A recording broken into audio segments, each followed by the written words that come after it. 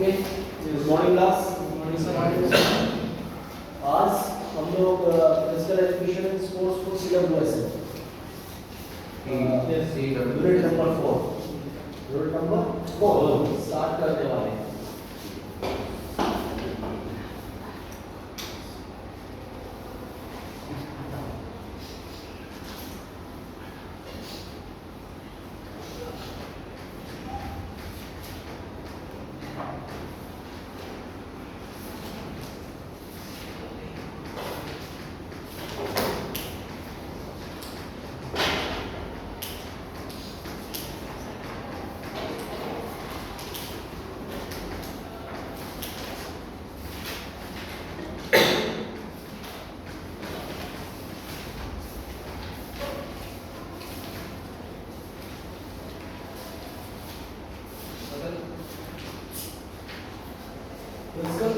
Education and sports को CWS actual में ये चैप्टर है, इसमें आप समझ रहे हो फिजिकल एजुकेशन को आप सभी जानते हैं, स्पोर्ट्स भी सभी जानते हैं। उसके बाद एक नया वर्ड आया आप लोगों के लिए CWSN। CWSN एक्चुअल में है क्या? इसकी फुल फॉर्म होती है चिल्ड्रन विद स्पेशल नीड्स।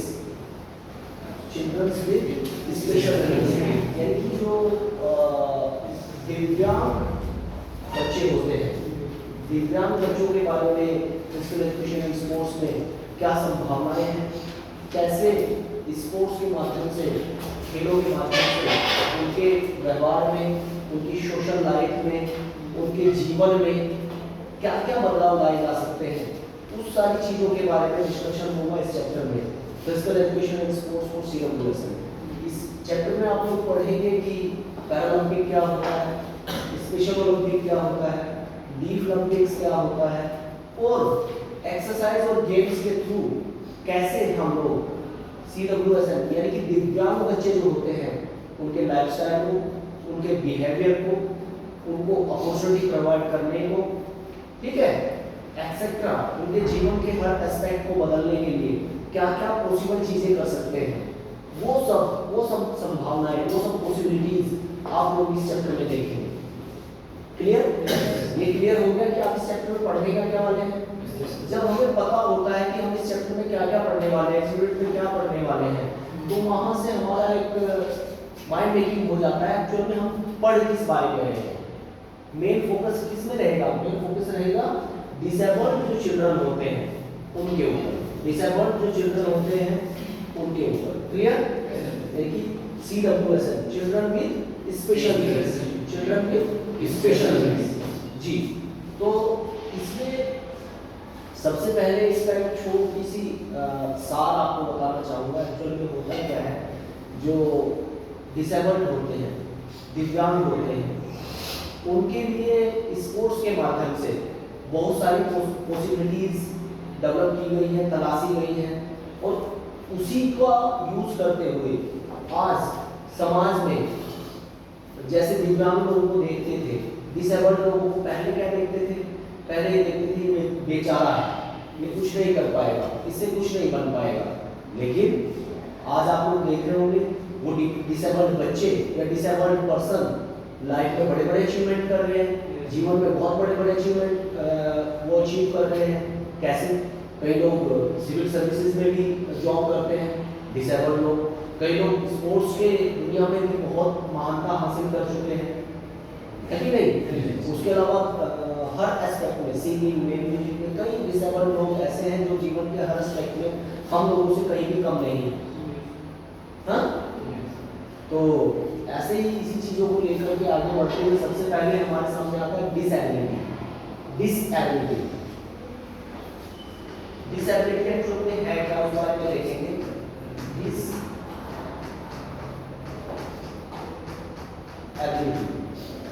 अगर बहुत आसान शब्दों में इसको समझना चाहें,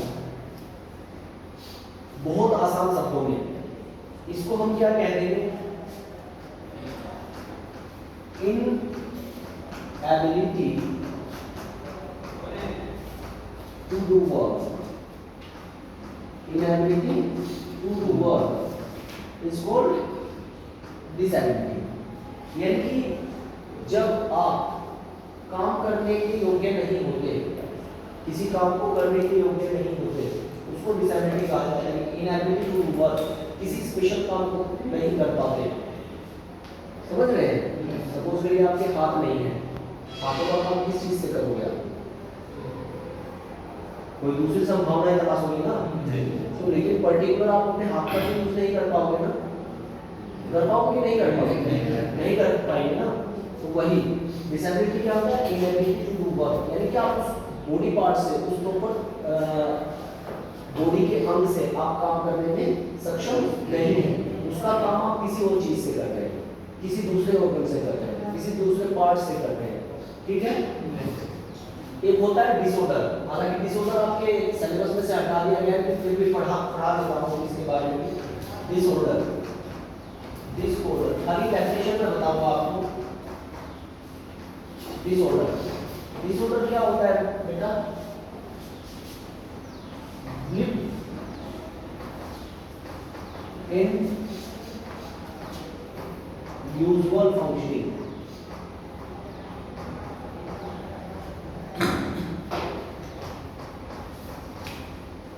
इन यूजुअल फंक्शनिंग, जो नॉर्मल फंक्शनिंग आपकी होती है, जैसे नॉर्मल व्यवहार आपका होता है, उसमें कहीं ना कहीं थोड़ा बहुत चेंज जब किसी के व्यवहार में रहता है। सपोज करिए आप क्लास में सभी बच्चे बैठे हैं, तो आप में से कोई बच्चा ऐसा है कि जो शांति से बैठ नहीं पा रहा है, टीचर को सुन ही नहीं पा रहा है, उसकी बातों पर ध्यान केंद्रित नहीं कर पा रहा है, टीचर सेंटर्ड नहीं हो पा रहा है। ठीक है? वन वे कम्युनिकेशन तो होता नहीं है, टीचिंग लर्निंग का प्रोसेस है, टू वे कम्युनिकेशन इसमें रहता है। आप भी सुनते हैं, है कि नहीं? जब आप बोलते हैं तो हम सुनते हैं, जब हम बताते हैं तो आप सुनते हैं ध्यान से। आपके कोई डाउट है, हम उनको सुन करके उनका सॉल्यूशन आपको देते हैं। तो ये क्या हुआ? टू वे कम्युनिकेशन, दोनों तरफा बातचीत। टीचिंग लर्निंग का यही प्रोसेस है। तो कई बार क्या होता है, एग्जांपल के थ्रू समझाता हूँ। जैसे आप काफी बच्चे बैठे हैं क्लास में, आप में से कोई एक बच्चा अपनी जगह पे ठीक से नहीं बैठ पा रहा है, कभी वो पैर हिलाने लगता है, कभी वो हाथ हिलाने लगता है, कभी वो ऐसे ऐसे इधर उधर करने लगता है, तो उसको बोलते हैं ब्लिप। यानी कि एक नॉर्मल बच्चा है और एक हल्की सी उसमें कोई दिक्कत परेशानी, तो उसी को कहते हैं डिसऑर्डर, ब्लिप इन यूजुअल फंक्शनिंग। यानी कि नॉर्मल से हटकर जब कोई कुछ हरकतें करता है, उसको हम डिसऑर्डर बोलते हैं। समझ आ गया? एग्जांपल भी समझ आया? ये तो नॉर्मल बच्चे हैं, जो आपको बैठे हैं सभी नॉर्मल हैं, लेकिन आपके बीच में कोई ऐसा बच्चा आके सेट हो जाए जो ना तो ठीक से बैठ पा रहा है, ना ठीक से सुन पा रहा है, परेशान होता है, कभी बराबर वाले को परेशान कर रहा है, कभी टीचर को परेशान कर रहा है, उसके बारे में बात होती है, उसको बोलते हैं डिसऑर्डर।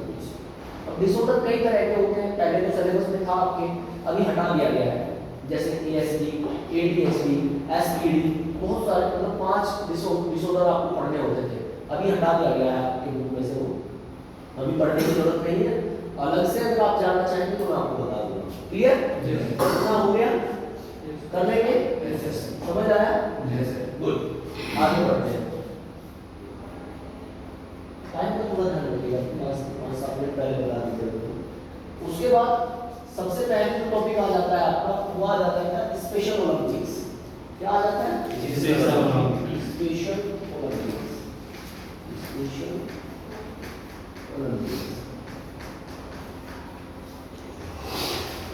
Special Olympics.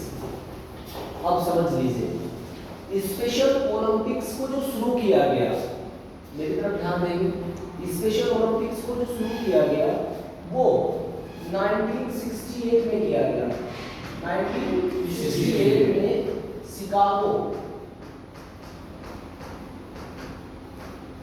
शिकागो से स्टार्ट किया गया, और इनको शुरू करने का, उनको स्टार्ट करने का पूरा श्रेय यूनाइस कैनेडी स्लीवर को जाता है। यूनाइस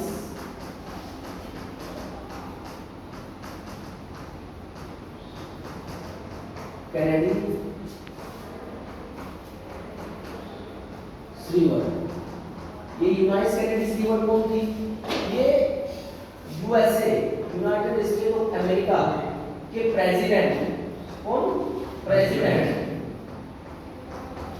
USA president John F Kennedy. John F Kennedy की बहन थी। जॉन F कैनेडी की बहन थी। इतनी बात समझ आ गई? इन्होंने 1968 में शिकागो से स्पेशल ओलंपिक्स को स्टार्ट किया। कौन थी? यूनाइस कैनेडी स्टीवर्ट। किसी बहन थी? यूएसए के प्रेसिडेंट, मतलब यूनाइटेड स्टेट अमेरिका के प्रेसिडेंट जॉन एफ कैनेडी की बहन थी। जॉन एफ कैनेडी की बहन थी। और इन्होंने स्पेशल ओलंपिक को क्यों शुरू किया वो भी बताऊंगा। स्पेशल ओलंपिक स्पेशली चिल्ड्रन के ऊपर फोकस करता है, स्पेशली चिल्ड्रंस के ऊपर फोकस करता है। और इसका मतलब ये नहीं है कि यूथ उसमें पार्टिसिपेट नहीं कर पाते हैं। अलग अलग एज कैटेगरी उसमें बनाई गई है, लेकिन फिर कहूँगा स्पेशली बच्चों के ऊपर फोकस करता है, चिल्ड्रंस के ऊपर फोकस करता है। इतना क्लियर है? यूथ भी उसमें पार्टिसिपेट कर पाते हैं, यूथ भी उसमें पार्टिसिपेट कर सकते हैं, लेकिन उसके लिए एज क्राइटेरिया सेट किया गया है। क्लियर? समझ आ रहा है कि नहीं आ रहा है? तो किसके लिए स्पेशल ओलंपिक? स्पेशली चिल्ड्रंस के लिए। और किन चिल्ड्रन के लिए? CWSN, यानी कि चिल्ड्रन के स्पेशल नीड्स। हुआ क्या? इस सब की शुरुआत कहाँ से हुई? एक कहानी के तौर पे समझिए। कहानी के तौर पे हम चीजें समझते हैं तो हमें आसानी से याद रह जाती है। एक्चुअल में ये जो है madam Eunice Kennedy Stewart, Eunice Kennedy Stewart ने काफी डिसेबल्ड बच्चों को देखा, काफी दिव्यांग बच्चों को देखा इन्होंने, और उनको जूझते हुए देखा, उनको स्ट्रगल करते हुए देखा, उनको परेशान होते हुए देखा। जब उन्होंने काफी ऐसे बच्चों को देखा जो जीवन में कुछ करना चाहते थे लेकिन कर नहीं पाते थे, क्योंकि वो कहीं ना कहीं डिसेबल्ड थे, कहीं ना कहीं दिव्यांग थे, तो उन्होंने सोचा कि इन बच्चों के लिए कुछ ना कुछ किया जाए, कोई इनिशिएटिव लिया जाए, कोई पहल की जाए। तो उन्होंने जैसे ही इनिशिएटिव लिया तो उन बच्चों के बारे में सोचा कि बच्चों को भी एक अपॉर्चुनिटी प्रोवाइड कर देनी चाहिए। अवसर तो सबको मिलने चाहिए ना। अपॉर्चुनिटी का मतलब होता है अवसर तो सबको मिलने चाहिए। अगर आपको यहाँ पढ़ने का अवसर ना मिलता ये हमारे भैरमगढ़ में, तो क्या आप ठीक से पढ़ाई कर पाते? कई बच्चे ऐसे हैं जो ठीक से पढ़ाई नहीं कर पाते। आपने एंट्रेंस दिया, एंट्रेंस देने के बाद 6 में एडमिशन लिया, 6 में एडमिशन लेने के बाद फिर आप 12 तक यहाँ आ गए। ठीक है, तो अवसर तो हर एक को मिलने चाहिए ना। तो उन्होंने सोचा कि CWSN children with special needs को भी अपॉर्चुनिटीज प्रोवाइड करनी चाहिए। तो उन्होंने एक प्लेटफॉर्म तैयार किया और एक वन डे इवेंट रखा, जिसमें एक दिन में लगभग 1000 प्रतिभागियों ने पार्टिसिपेट किया। कितना? 1000। एक दिन का इवेंट रखा था, अलग अलग गेम्स रखे थे, छोटे छोटे एंटरटेनमेंट गेम्स रखे थे, उनमें लगभग 1000 पार्टिसिपेंट्स ने पार्टिसिपेट किया। बात क्लियर है? अच्छा, वो वन डे का इवेंट सक्सेसफुल होने के बाद उन्होंने सोचा कि मैं इसको कंटिन्यू करती हूँ, और कंटिन्यू करने का जब उनके मन में आया तो उन्होंने 1968 में शिकागो से इस इवेंट की शुरुआत की। सॉरी फॉर डिस्टर्बेंस, एक्चुअली कई दिन से तबीयत खराब चल रही है। तो फिर क्या हुआ? 1988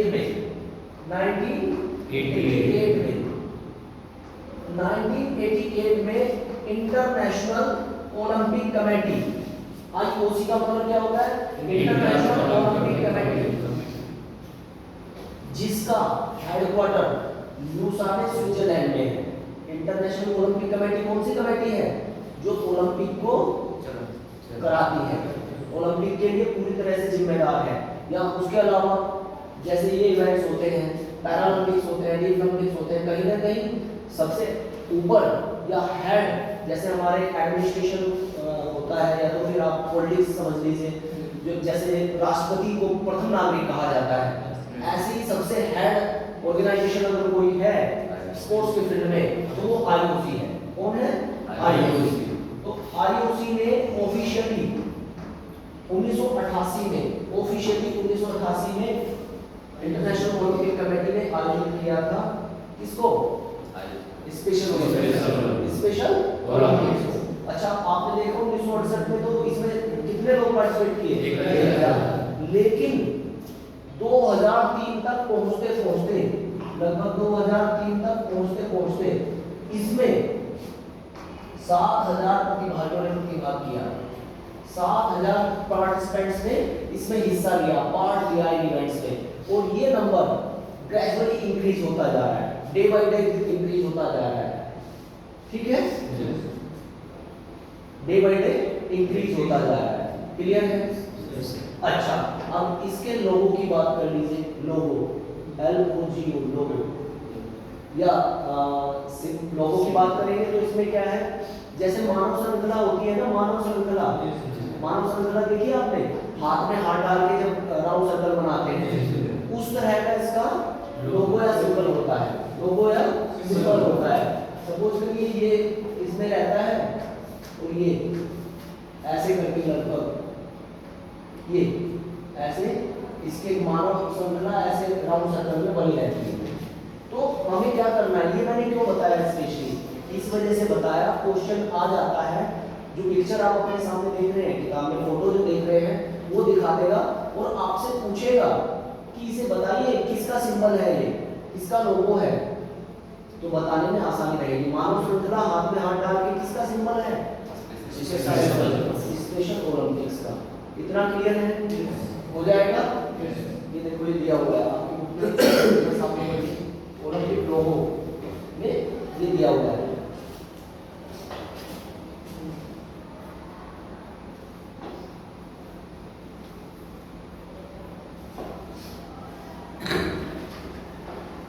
हम इसके फ्लेम की बात करें, फ्लेम की बात करोगे तो फ्लेम क्या है, flame of hope, flame of hope, flame, flame समझते हैं, जैसे टॉर्च जलती है, मसाल जलती है, मसाल जलती है ना खेलों में, तो खेल में भी मसाल जलती है, उसका मोटिव क्या है, फ्लेम ऑफ होप, यानी कि आशा की किरण, आशा की किरण किसके लिए, CWSM के लिए, किसके लिए, CWSM है, ठीक है। अब इसके अगर इस सिंबल की बात करोगे तो सिंबल में क्या है, ये तो हो गया लोगो, ये क्या हो गया, लोगो, ये इसका लोगो हो गया। अब सिंबल, सिंबल की अगर बात करोगे, सिंबल, ये इसका फ्लेम हो गया, फ्लेम हो गया, सिंबल, सिंबल में इसके क्या आता है बेटा, joy and happiness, joy and happiness for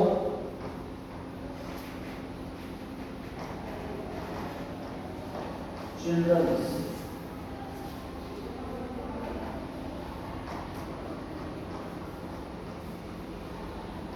यानी कि संसार के जितने बच्चे हैं उनके लिए खुशी और खुशहाली, उत्साह और खुशहाली इसका क्या है, सिंबल, ठीक है। तो ये गेम्स इतना ही है, इसमें कुछ फिर से समझने की जरूरत है, स्पेशल ओलंपिक में और कुछ बताना है, हो जाएगा, आगे बढ़ते हैं, टाइम देखते रहिएगा, टाइम ज़्यादा तो नहीं हुआ है, फिर आपको लिखना भी है। उसके बाद आ जाता है बेटा पैरालंपिक्स, पैरालंपिक्स यही है ना, नेक्स्ट टॉपिक हमारा क्या है, पैरालंपिक्स।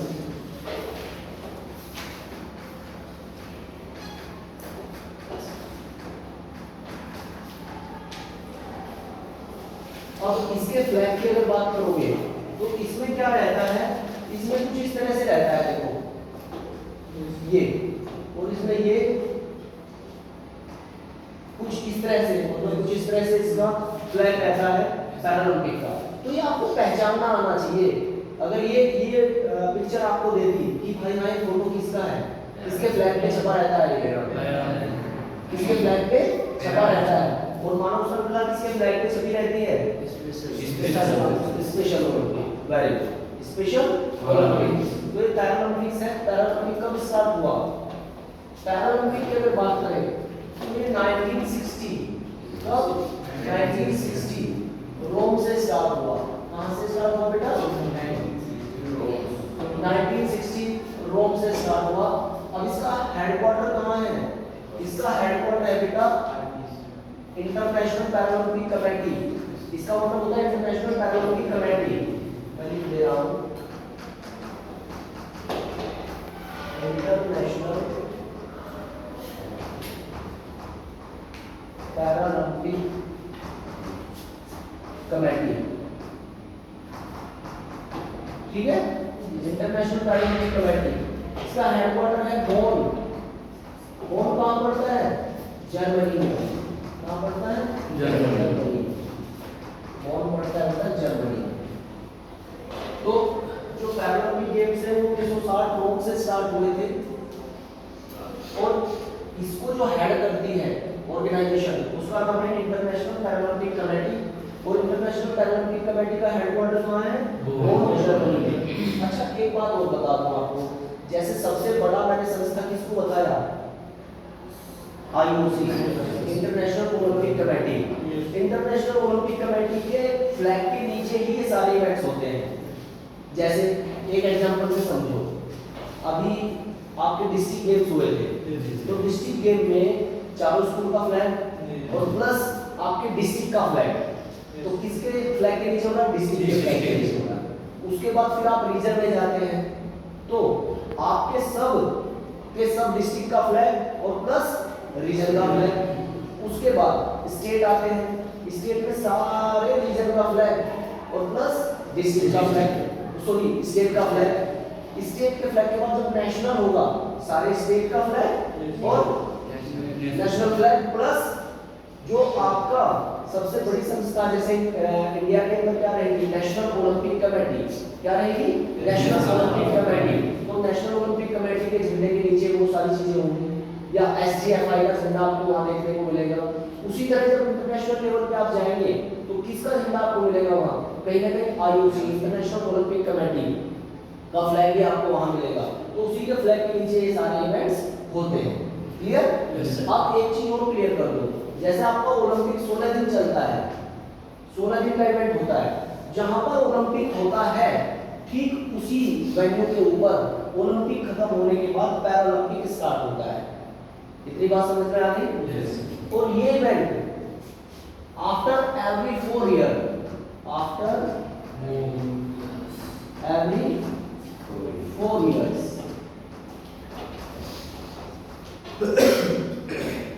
ये हर 4 साल के बाद ये इवेंट्स होता है। इसमें विंटर पैरालंपिक और समर पैरालंपिक होते हैं। विंटर पैरालंपिक और समर पैरालंपिक होते हैं। अब आप इसमें बताइए विंटर पैरालंपिक कब स्टार्ट हुए थे? देखो उसमें winter Paralympic 1976। Yes, winter Paralympic जो स्टार्ट हुए थे वो स्टार्ट हुए थे 1976।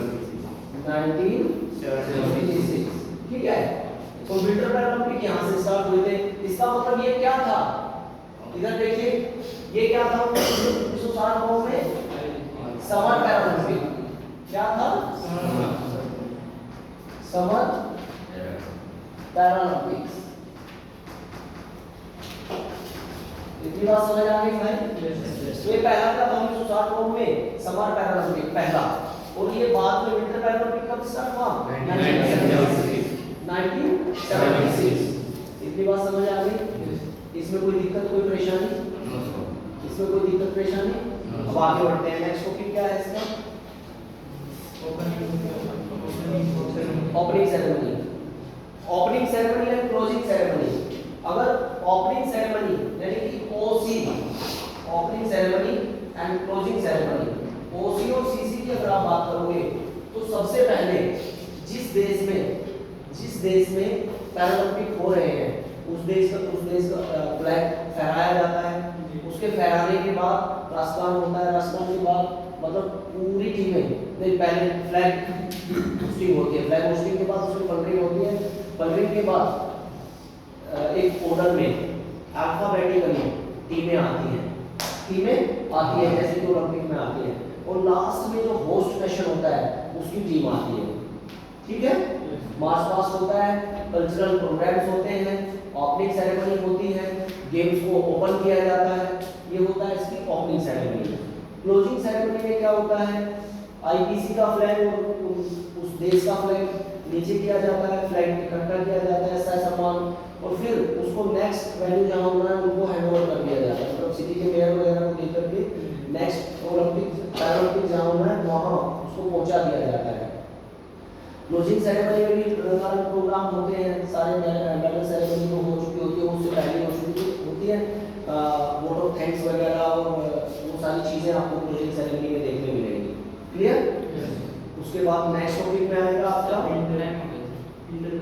बस ये लोग इसको खत्म कर लेते हैं, इसको खत्म कर लो।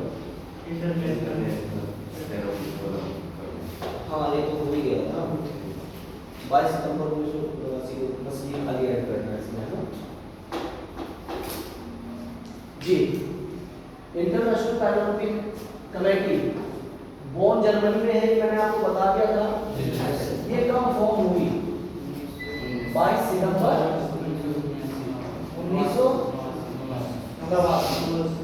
1989 को फॉर्म हुई और पूरा कंट्रोल इन गेम्स के ऊपर इंटरनेशनल पैरालंपिक कमेटी का होता है।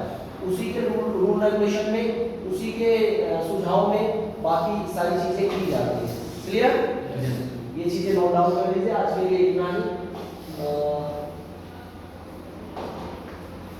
ये नोट डाउन कर लीजिए। Thank you.